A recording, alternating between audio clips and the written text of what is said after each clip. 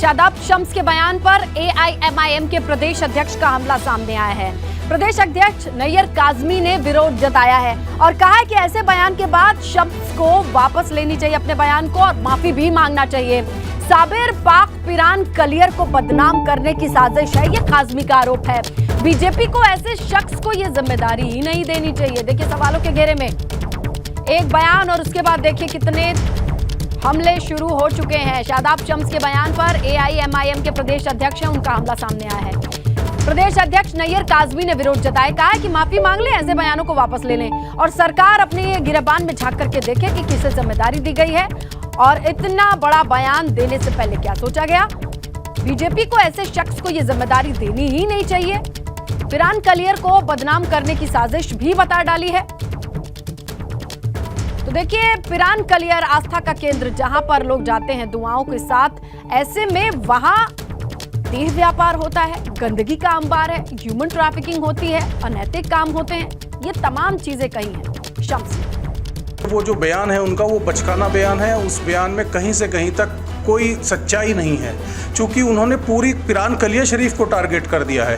पूरे पिरान कलियर शरीफ को sex racket का अड्डा बता दिया है, मानव तस्करी का अड्डा बता दिया है, ड्रग्स का कारोबार का अड्डा बता दिया है। वो तमाम बातें जो उन्होंने की हैं, वो एक छोटा बच्चा जिसके अंदर सोचने और समझने की सलाहियत नहीं होती, उन्होंने वो तमाम बातें कलियर शरीफ के बारे में कही हैं। मैं उसको कंडेम करता हूँ और मैं उसका पुरजोर विरोध करता हूँ। चलिए इस खबर पर सीधा रुख करते हैं हमारे सहयोगी रवि कैंतुरा का। रवि, ये जरा समझाइए कि ये शादाब शम्स का कद क्या है, उन्होंने इस ओहदे पर रह करके ये जो बातें बोली हैं पिरान कलियर के बारे में।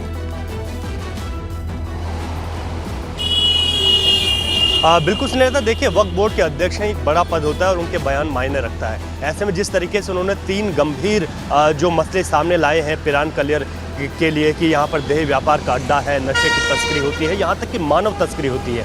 ऐसे में क्योंकि उत्तराखंड की अगर बात की जाए तो पिरान कलियर को 6वें धाम के रूप में देखा जाता है।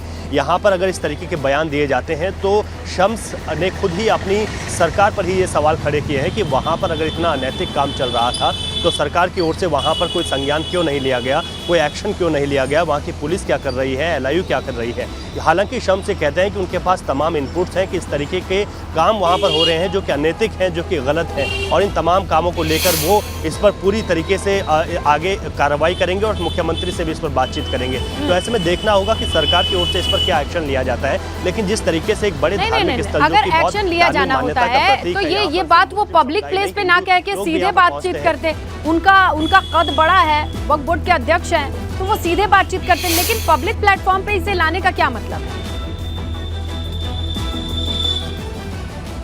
बिल्कुल उसी बयान के बाद ही इस तरीके का बवाल मचा है, क्योंकि अगर उनको इस तरीके के इनपुट्स थे तो सरकार से बात होनी चाहिए थी। और बात यह भी है कि पिछले 5 वर्षों से भाजपा की सरकार उत्तराखंड में है, तो ऐसे में अगर यहाँ पर इतने काम हो रहे हैं तो फिर सरकार की ओर से क्या किया जा रहा है। जिस तरीके से उन्होंने यहाँ पर ये 3 गंभीर आरोप लगाए हैं, तो आखिर उनके पास ऐसी क्या चीज़ें हैं इन आरोप लगाने के पीछे, वो भी अब शम्स को सामने रखनी होंगी कि अगर आप इतने गंभीर आरोप किसी बड़े धार्मिक स्थल पर लगाते हैं कि वहाँ पर ये तमाम चीज़ें हो रही हैं, तो वहाँ के वो इनपुट्स क्या हैं जो कि आप जिसके बिहाफ पर आप इतने बड़े आरोप लगाते हैं। तो ऐसे में देखना होगा, क्योंकि वक्फ बोर्ड के अध्यक्ष एक बड़ा पद होता है और इसने जिस तरीके से वहाँ पर उन्होंने कहा कि पिरान कलियर के अंदर इन तमाम चीज़ें चल रही हैं और वहाँ पर इन तमाम चीज़ों को खत्म करने के लिए वो काम करेंगे, कार्रवाई करेंगे, सरकार इस पर कार्रवाई करेगी। इन तमाम चीज़ों को सरकार की ओर से भी देखना होगा। हालांकि पिरान कलियर की तरफ से बात करें तो वहाँ के जो लोग हैं वो वहाँ की तरफ से सीधी प्रतिक्रियाएं सामने आ गई हैं। उन्होंने साफ तौर पर कहा है कि इस तरीके के बयान पूरी तरीके से गलत है और एक फहरिस्त हमारे पास है रवि, वो हम दर्शकों को बताएंगे। लेकिन अभी आपने ये बहुत अहम बताया कि वक्फ बोर्ड के अध्यक्ष हैं, उनके पास कम से कम सीधी बात करने का भी पावर है। लेकिन देखिए इस बेतुके बयान पर कौन कौन रिएक्शन देता है ये भी हम आपको बताएं। लेकिन पिरान कलियर में आस्था कितनी है, कितनों की है, उसकी भी एक सूची आप देख रहे हैं। स्वामी रामदेव पहुंच चुके हैं, योग गुरु हैं हरीश रावत, पूर्व सीएम, ये पहुंच चुके हैं। और इसके अलावा शहनवाज हुसैन, माफ कीजिएगा, भाजपा नेता, इनको भी जाते देखा है हमने। राज बब्बर पहुंचे हुए। तो ये तमाम लोगों की कहीं ना कहीं आस्था है पिरान कलियर में। ये वो शख्स हैं जो यहाँ जाकर के मत्था टेकने में विश्वास रखते हैं। तो क्या आम क्या खास, पिरान कलियर जाकर के अपनी दुआओं के साथ लोग वहां पर पहुंचते हैं, लेकिन वहीं उस जगह पर इतना बड़ा आरोप असदुद्दीन ओवैसी। देखिए ये तमाम वीआईपी लोगों की लिस्ट है जो पिरान कलियर पहुंच करके अपनी दुआओं के साथ पहुंचे हैं, या तो मांगने के लिए या पूरी होने पर।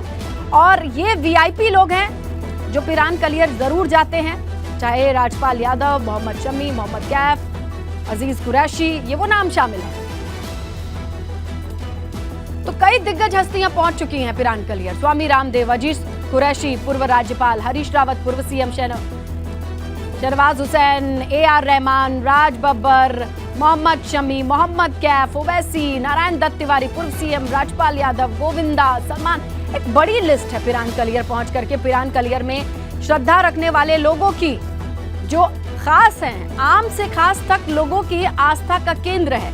और देखिए रवि का फिर से रुकते हैं। रवि, जब कोई इतना अहम कह ले धार्मिक स्थल होता है, वो टूरिज्म स्पॉट भी होता है, वहां पर लोगों को ज्यादा से ज्यादा संख्या में बुलाया जाता है, वहां के आसपास के लोगों की रोजी रोटी उस पर निर्भर करती है। ऐसे में इस तरीके के बयान से किसका भला होगा? हाँ बिल्कुल सुनेता, देखिए जिस तरीके का बयान है बहुत गंभीर है कि आखिर शादाब शम्स के पास ऐसे क्या इनपुट हैं कि उन्होंने इतने गंभीर आरोप एक ऐसे धाम पर लगा दिए जिसे उत्तराखंड में छठवें धाम के रूप में देखा जाता है। पिरान कलियर से सिर्फ मुस्लिम नहीं, हिंदू लोगों की आस्था जुड़ी हुई है। जिस तरीके से आपने बताया कि तमाम लोग वहाँ पर जाते हैं, अपनी मन्नतें मांगते हैं और बहुत पौराणिक तरीके से जो है ये धाम जो है एक आस्था का प्रतीक है। लेकिन अगर शादाब शम्स इतना बड़ा बयान देते हैं कि वहाँ पर देह व्यापार, नशा तस्करी, मानव तस्करी जैसे काम हो रहे हैं, तो ये तो अपने आप में बहुत गंभीर हो जाता है। अब उनको ये बताना होगा सरकार को और जनता को भी, जिस तरीके से उन्होंने बात रखी है, और पिरान कलियर के उन तमाम लोगों को जो सवाल उठा रहे हैं कि आखिर वहाँ पर उनके पास ऐसे क्या इनपुट्स थे कि उन्होंने इतनी गंभीर बात एक धाम के बारे में कही है। तो शम्स का ये बयान तो आ गया है, लेकिन इस बयान के बाद अब वो उन तमाम चीज़ों को कैसे सामने रखेंगे कि ऐसे इनपुट्स उनके पास कैसा है। हालांकि उन्होंने अपने बयान में ये भी कहा कि पुलिस और LIU के जो तमाम लोग उनके साथ जुड़े हुए हैं, उन्होंने ये तमाम चीज़ें बताई हैं। अगर वो शम्स को इन तमाम चीज़ों को बता रहे हैं तो क्या वो इस पर कार्रवाई क्यों नहीं कर रहे हैं? तो वहाँ की पुलिस, LIU क्या कर रही है, या फिर शम्स से बयान दे रहे हैं तो उनके पास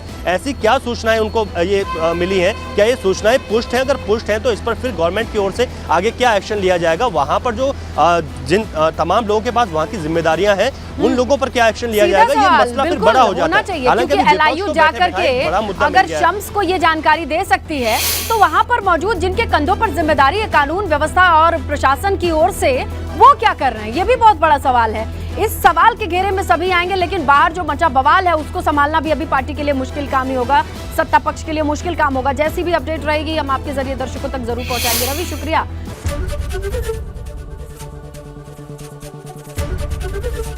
ABP गंगा, खबर आपकी, जुबान आपकी।